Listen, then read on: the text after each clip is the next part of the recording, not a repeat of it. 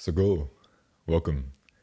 Today we are reading Chapter 2, Transition and Survival. The key to survival is to embrace the transition. Breakfast looked more voluminous than we could handle. Fortunately, I felt almost up to the task. It was that northern autumn air, Mad Bear's exuberant dig in, and my confidence in his own appetite. I knew Mad Bear was opposed to wasting food. Yeah, he boasted as he chewed. I used to be famous for my cooking. Still am, I suppose, but I used to feed people when I had my log cabin. Way back, you saw pictures of my log cabin where I lived right here on the reservation. That was years ago, but people used to come from all over and I would always just rustle up a full breakfast in a matter of minutes. Just like magic, just like I did here today. Nothing fancy, like really uptown or anything, just good and plenty, just like we got here today. What we had here today was scrambled eggs, hash browns, potatoes, bacon, sausage, hotcakes, toast and muffins and jelly, fried tomatoes, donuts, and, of course, that little percolator. What else could there be, I thought to myself, that one could have for breakfast? Except maybe some orange juice. Well, there is some orange juice, he responded aloud. It's right here in the icebox, but you'll have to help yourself because I don't care for any myself with all this coffee and I'm not going to jump up again. I guess you already know I pick up your thoughts. It's because of this arrangement. I found the orange juice in a large glass and poured it half full, trying not to think of any additional foods or drinks. I had only vaguely thought about orange juice, and I didn't think I'd told myself I needed it. They call you Doug, Mad Bear said. They call you Doug. That's pretty interesting. Who? We had quite a conversation last night. Like I said, well, I didn't do much talking or even questioning, but I sure did a lot of listening. Those who always deal with me directly, that is, with my own life, they're all female beings. At least, that's the way they look to me. Especially the one, she's always with me, looking over me. She's like a grandmother. She makes me think of my grandmother. She's not really that person exactly, but I know there's some connection there. Your person is like a male, when he talked to me, like a grandfather. It's not a person really, more like a mind, way beyond the human mind. But we get words for them, whatever we can understand. You do too, pretty much, though you may not remember when you wake up. Of course, it's not in your culture, your daily life, yet it's such a natural thing. Well, he talked to me. It's pretty easy to get through to me, and I can hang on to it, especially when I use my dream medicine. They can get through to me in English or in my own language. Maybe it depends who it is, or who they're talking about. So yours, he's with you. I never had seen him before, but I got a kick out of him calling you Doug. See, they've known us so long, thousands of years, can you believe it? Our contemporary names are temporary, and they don't usually use these names. They knew you by some other name from way back, or maybe your true name, but Doug, that's what they call you. So it had a kind of good feeling, close-like a friend. What did he tell you? Well, about you. Things about you, not about me really, except it was good for me to know it. I can understand better from that. These things you'll come to know yourself, anyways. Things I don't have to tell you. You could try listening more, but it doesn't matter. It all works out in some time. Still, these days we have to speed things up. There's some kind of time limits with events concerning the Earth. He got up to fill the coffee pot and went on talking with his back to me and with the water running. His way was to let things come casually, whether a healing, a teaching, an insight, or a warning. Matters of significance were always offered lightly, as if to sneak in past the mechanisms of resistance. Well, I could mention a few things you could think about a little down the line.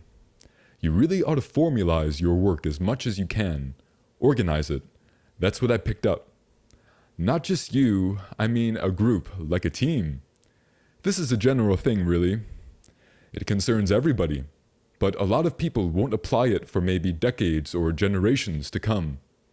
People are caught up too much in themselves. Even the good workers who are so needed. They're still in the Lone Ranger kind of thing, but teams have to be formed. Groups of warriors, kind of like spiritual armies. In your case, you need to formalize such a thing. You have to file or register or something. I'm using my own words here. I'm just trying to snatch some specific hints out of the whole picture. We'll just plug this thing in, he said, resettling in his chair, and we'll have more coffee in a jiffy. We probably shouldn't be eating so many donuts. At least you think we could wait until the coffee's ready. I had not had one donut yet. In fact, I had become quite full, and there was still a piece of toast on my plate in front of me. When you have an organization, you have to give it a name, right? Yours already exists, the name I mean. You may pick it up on your own and it'll be the right one. On the other hand, you might dream up on a name that suits your own interests and it'll be a mistake. It's something to think about because words have power, especially names. Names can steer an organization or at least set the whole stage anyway, for the way it be received. Most organizations are named after a certain person or a system. They're set up to serve some idea or even hang on to a certain religion. That might be okay, I mean, it serves their purpose, but the organizations trying to come out for the sake of the new world are entirely different. They are not set up to serve any purpose of their own, so they are not named for any person or system. Actually, these organizations will be much more powerful than any self-serving systems, because the spiritual forces can work right through them. This, I mean, you've been thinking about this all along, but you still have to be careful. That's what I'm told. I could help you out with some hints, he said. Like I was told you love this word international. It can be a poor strategy to use this word too much and you may be inclined to overuse it. That's what I was told. I didn't know that myself, or I never really thought about it. He was silent and we sipped our coffee. I looked at that piece of toast. Perhaps I'd better eat it, I thought, though I'd finished several. But I'd rather have a donut before Madbear ate them all, even though I wasn't really hungry. Madbear jumped up and grabbed my toast. We never waste any food here, Nothing goes to waste, so you don't have to worry about that. Eat what you like and what's left gets shared. There's no lack of mouths in this world, mouths of all sizes. He opened his back door that looked out to a patch of bright green lawn and then a large field of weeds with his now unnecessary outhouse, and then the woods beyond. He clamped my toast in his hands and crushed it between his palms. Holding his cupped hands together, he stepped briefly out of sight, and then he reappeared, briskly brushing his hands. Even the ants enjoy some toast now and then. They're part of our whole community, so nothing ever goes to waste. You just never throw food in the trash is all. Not even the tiniest morsel. Unless it's gone bad or something. Again, with his back to me, he busied himself examining the herbs that were drying in the baskets hanging over the old wood stove in the corner. We just never forget to give thanks. You can say it out loud or just think it in your own mind. Help yourself to some donuts, whatever you want, and don't hesitate to let me know when you're hungry for lunch. Anyways, these new organizations have to come around and get prepared to serve some purpose outside of themselves. Like a task force with an open agenda. Whatever they're called for that need doing and they're prepared to handle. And they'll be very powerful. But it will take time. Maybe we'll just be able to manage the preparatory ones.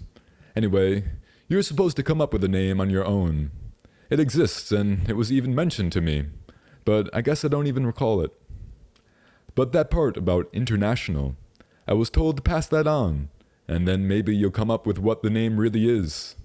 See, some words, they can raise eyebrows, if you know what I mean, and that should be avoided. The point is to be neutral, really neutral, like we want to help out the whole picture without pushing our own agenda. He returned to his place at the table and reached for the last donut. At his suggestion, I had managed to experience one of them. If you're thirsty, there's some kind of cola in the icebox. I forget which, and I'll be heading out to the thank you store pretty quick here. You been to the thank you store? That's its real name. You can come along if you're up to it. Or we could go to the supermarket. Come to think of it, and really stock up on some major supplies. I wasn't up for thinking about groceries, but certainly up for some fresh air and some movement. Yeah, I'll go, I said. And they had some messages for me too. That is, my ones who talked to me. That was about the kind of places that would be suitable for the upheavals and the earth changes during the transition. Survival places, you could call them. Thinking about setting up such a place myself. Someday I'll show you where. That'll come later. We'll get around to thinking about that. Then I did some dreaming too. That's a different kind of thing, just dreaming. But I think it was related to the messages about the survival place. I dreamed I work on this place like I planned, up there in the mountains where I'll show you. And while I was working on that, you were talking about one too. We were writing letters back and forth, and you were talking about setting up a place out in California, beyond the second range of mountains. That was the way it was described by the guidance that was given to us, in my dream, you know. But then I didn't hear from you for a long time, and you came to find out, I don't know how I found out, you were traveling all over the place, India, Japan, everywhere. Then I finally heard from you that you came back and planned to put your place together in a hurry, just like you were instructed, because there wasn't much time. When I finished my place, I decided to come out to yours and give you a hand. So I sent you a letter and headed out west. Took me only a few days, because, I drive pretty steady. But I was surprised to find your place was all finished by the time I got there. You had sent me a letter saying it was ready and invited me out to take a look. Our 2 letters had crossed paths in the mail. Boy, your place was really something. I was pretty surprised. We better head out to the store. Tonight I'll tell you about your place. I can describe it, but it doesn't mean you should try to bring it about just like my dream. I think it was symbolic. It felt pretty real, but now I think maybe it wasn't a physical thing. Mad Bear pointed to a group of trees standing near the edge of the reservation and told me that they were dying. That fact was somewhat apparent once it was brought to my attention, but Mad Bear elaborated on the step-by-step dying process as if to instruct me in the technique of confirmation. As we drove along the highway, he caused me to notice a number of trees that were thoroughly dead. Most were still standing, but some were lying on the ground. I suppose he was about to make some reference, once again, to our contemporary environmental insensitivity. I recall the first time I met him, in 1972, when he had come out to the Berkeley Hills to assist Rolling Thunder. Then we had observed how the tops of many trees were bending over, bowing down in fear and sadness toward the belly of the mother, as he had put it. Perhaps these trees along the highway had died of sadness and desperation, or had there been some epidemic, but many of the trees looked healthy, those that were not dead or dying. What happened to these trees? I asked. What killed them? Killed them? No one killed them. Everything dies. Everything dies. It's nature's way. They simply lived and died. It just goes to show that as long as there are plenty of trees, there will always be plenty of dead ones. But why, I wondered, were we observing tree mortality this day? Walking with Mad Bear through the aisles of the supermarket, I began, to my slight embarrassment, to get into the mood for lunch already. Mad Bear scouted out and studied the items on the shelves with the craft and curiosity with which he surveyed the details of fields and forests. We filled the shopping cart, and we each had a weighty box to carry out to the car. Weighty, particularly, because Mad Bear appreciated the handy expedience of canned items. Well, we ought to go head up and pop in the thank you store, just to see what they might have of interest. It's not a big market, not for all that we needed here, but it's a good one. Good people, and I do like to stop in whenever I pass. An elderly woman in a large sedan was driving very slowly down the middle of the road, and Mad Bear became impatient. Well, she can't help it maybe, but we got ice cream in here and we gotta get home. She could at least move over.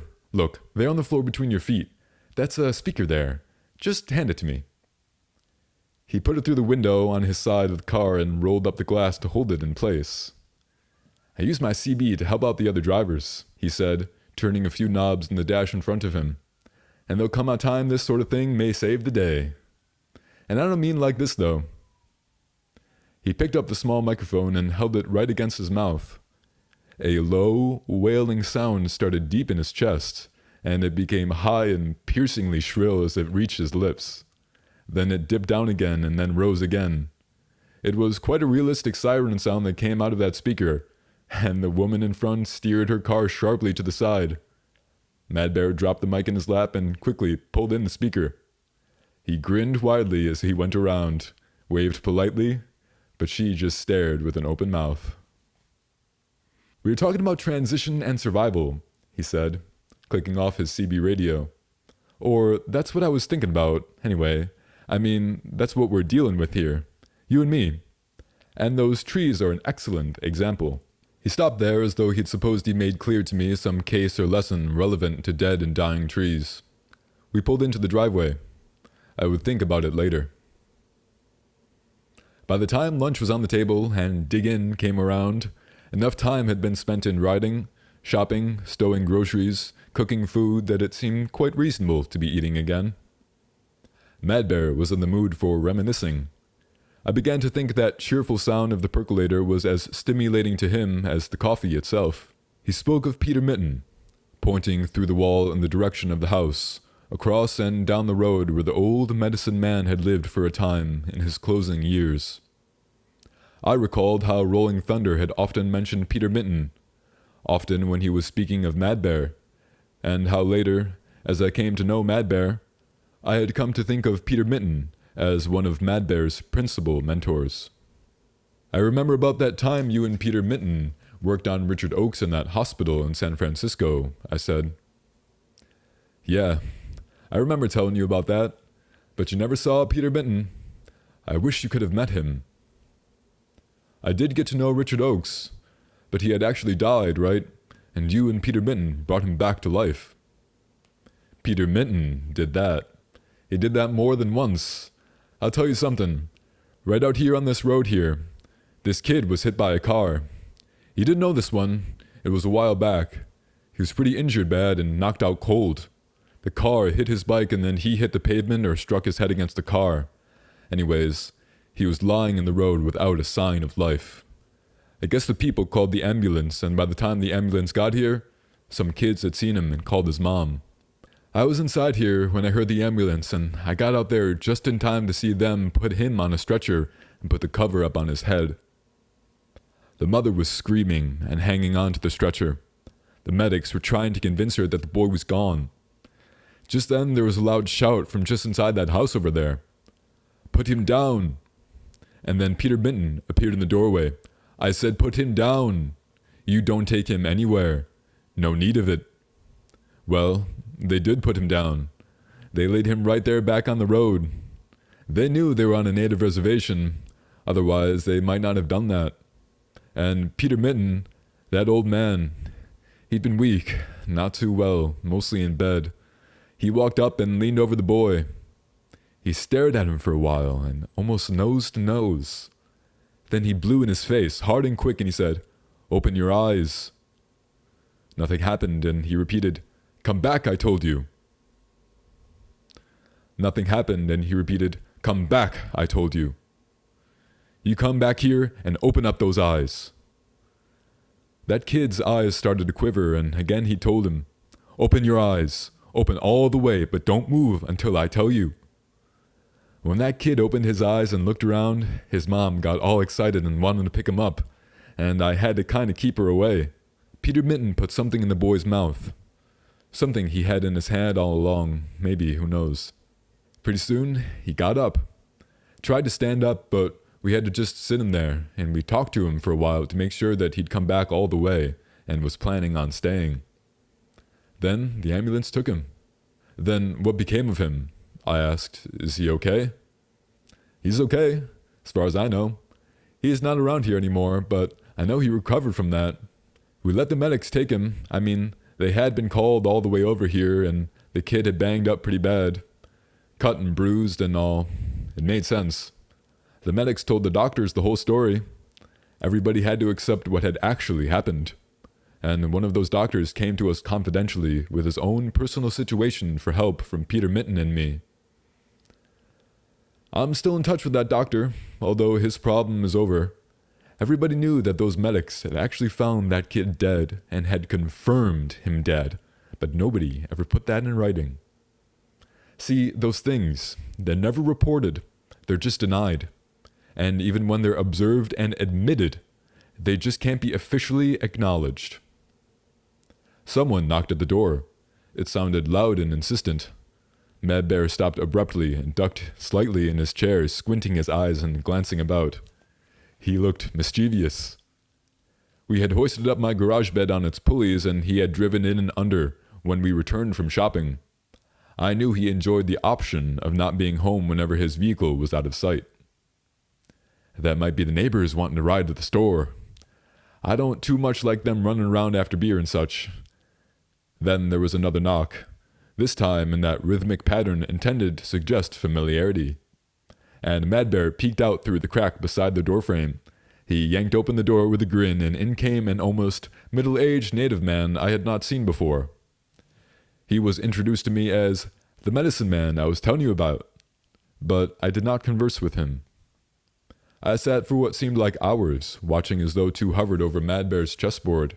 Mad Bear talked him into another and then another game long after he had mentioned something about having to leave.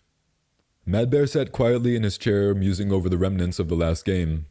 It was nearly dark now, and the air was still. We could hear the tires on the gravel as the car pulled out of the driveway. Mad Bear appeared content, as he always did after a few games of chess, perhaps because he always won most of them. Wasn't that something? There we were just thinking about him, and he shows up at the door. He came all the way out from Rochester. He was one of the ones I was trying to get a hold of when that heart attack was coming at me. Sometimes we worked together in certain ways. His father was a medicine man too, another one of my teachers, and very, very powerful. His father was the one who had mastered invisibility. Is that a word? Invisibility? Anyway, he was the one who helped me to be invisible when I needed that. The one who gave me that hat. I told you about that hat? No, I don't think so. Well, that's a story in itself, and it's related to that Canada business. I know I told you about that. We were back to our recollections. The Canada story was retold. I had heard it from Mad Bear not long after I had met him, but now I got more details, including those about the hat. And we sat there until it was completely dark and Mad Bear once again began to think of food. Mad Bear was one of those troublemaker activists who was always making an issue out of everything. This Canada business had to do with a provision in an early treaty between the United States and Great Britain. The treaty was supposed to give natives both north and south of the border free and clear passage back and forth across the border in recognition of the fact that this newly contrived national boundary was a line drawn through the middle of the Haudenosaunee Confederacy, slicing apart not only nations, but also tribes and even families. Eventually, this treaty was violated and ignored, and this became cause for an ongoing objections and protests on the part of the traditional people. At times, people were prohibited from crossing the border to assemble for powwows or even family gatherings. The natives claimed that the governments of Canada and the United States contrived to solidify this separation as a sort of divide and conquer tactic, and they attempted to defy the prohibition. In one such incident, Mad Bear crashed his Jeep through a wooden barrier at a border crossing. Later, in a published statement, he offered, as his ongoing policy, to pay for or to repair himself any government property that became damaged during his only available recourse in the exercise of his legal rights. This action and offer for restitution was not met with approval, and he was informed that if he were to appear at an upcoming intertribal rally scheduled to be held in Toronto, he would be arrested in the interest of maintaining the peace. In a subsequent published statement, Mad Bear announced that he would indeed present himself at the rally, not to disturb the peace, but in order to carry out his official duties. The press became intrigued, and elaborate preparatory steps were taken to intercept and detain him at the border. His photograph adorned the walls of guardhouses at the likely entry points. Each car was to be carefully checked as the caravans of natives crossed to the north. I was sitting in the back seat, Mad Bear told me, kind of squished down between a couple others, and I got through. I don't know whether I was actually invisible or not. I think maybe I could be seen. I just looked different somehow, so I couldn't be recognized. It was that hat. Well, we did a couple other things, but it was the hat that did the trick. And that was the first time I used it. We went through in the early evening, kind of twilight. Our car was right in the middle of the caravan, and there were reporters in the car right behind us. This kind of thing had a lot of press, partly because of me, but it was a constructive thing because the publicity was necessary. Anyway, the guard stuck his head right in through the window. I recognized him and I looked right at him and smiled. And he looked right at me, but he didn't recognize me. This white guy from the newspaper down in Buffalo was hanging out the window in the car right behind us. He thought I'd get nabbed, I guess, and he was going to get the whole story. When we got waved on through, he hollered, "Hey, that's Mad Bear in the car up there." That kind of shocked us. I mean, he really shouldn't have said anything. I guess he wanted some news. Of course, he got his story. He knew I was in there because he saw me get in when we set up the caravan. But when that guard stopped us to take an even closer look, he waved us on again. I heard him holler back, "Well, he's not in this car." And then he checked those guys out real close. Later, everyone was asking me how we managed to pull that off. And of course, I didn't say much. Just that I was supposed to be there. But I'll tell you, that darn hat, that was something. Every time that guard looked at me, it felt like sand was sprinkling all over down my face. It felt real weird, real different. Of course, I didn't speak. I was hoping I wouldn't have to speak. But every time he looked at me, what he saw was someone else. "Come here, let me check something here." We walked into the bedroom. "This is it," he said, handing me a large black hat. I was not sure whether I should touch it. "Go ahead," he urged. "Put it on. Let me just look at you." I put on the hat and he sat down on his bed and he grinned at me. He looked amused, and I felt strange. The hat was too large for me for one thing, and I knew I looked funny. But though I felt no sand sprinkling down such as Mad Bear had described, I did feel different. It could have been my imagination, yet Mad Bear stared so long and so intently. "Let me look in the mirror," I said, starting off for the door. No, you better not. You better take it off. Here, let me take it." He put it back on its hook. I thought about it during supper. I would have liked to have checked it out in the mirror. I also was curious to see Mad Bear in it, especially if he really changed. But the next time I was in that room, the hat was not on its hook, and I supposed that Mad Bear had put it away. I never saw it again. We settled ourselves back in the living room, as Mad Bear called it. Actually, it was a sort of office-museum combination. Mad Bear felt around in the dark and clicked on a small lamp, and we sat in the near darkness so that Mad Bear could maintain his option of not being home. He went on talking about that medicine man and his invisibility hat, and about Peter Minton, Beeman Logan, and others, and as I watched him in the dim light, I could almost see the others there beside him. For a moment, I felt as though we were sitting in a cave. Mad Bear and I and a number of his peers. "Oh yeah, that's right," he interrupted himself. "I was going to tell you about your place. That place you built out west that I saw in my dream." It would be amazing to see such a place as he described. Earlier, he had said that perhaps it was not a physical place. I could hardly imagine myself building, or even causing to be built, such a place. As Mad Bear described, it was cut right into the middle of a mountain, a long tunnel that led into a huge cave at the back of which were carved stairways that led into passageways that led into numerous interior rooms on many levels. And there was a stone stairway outside, up around the side of the mountain, Mad Bear explained. And I went inside and out again, and then walked up those stairs and came down in from the other side. The place was not empty. There were people in there from all over, and everyone seemed busy preparing for some kind of large gathering. It didn't really feel like a survival kind of thing, though. It felt more like we were getting ready for a powwow or something. I guess when I was dreaming, I sort of knew what was going on. I don't remember talking with anyone about it. I remember you were showing me around, and the first thing you showed me was a large stone tablet rising out of the ground with Sanskrit writing on it. It's interesting, I said. I don't believe I've ever thought about anything like that. Well, like I said, I think it might be mostly symbolic. You might have thought of what that's supposed to represent. Just in a totally different way. But I've been saying survival place, and that might throw it off. The real meaning of it, transition place, might be a better word.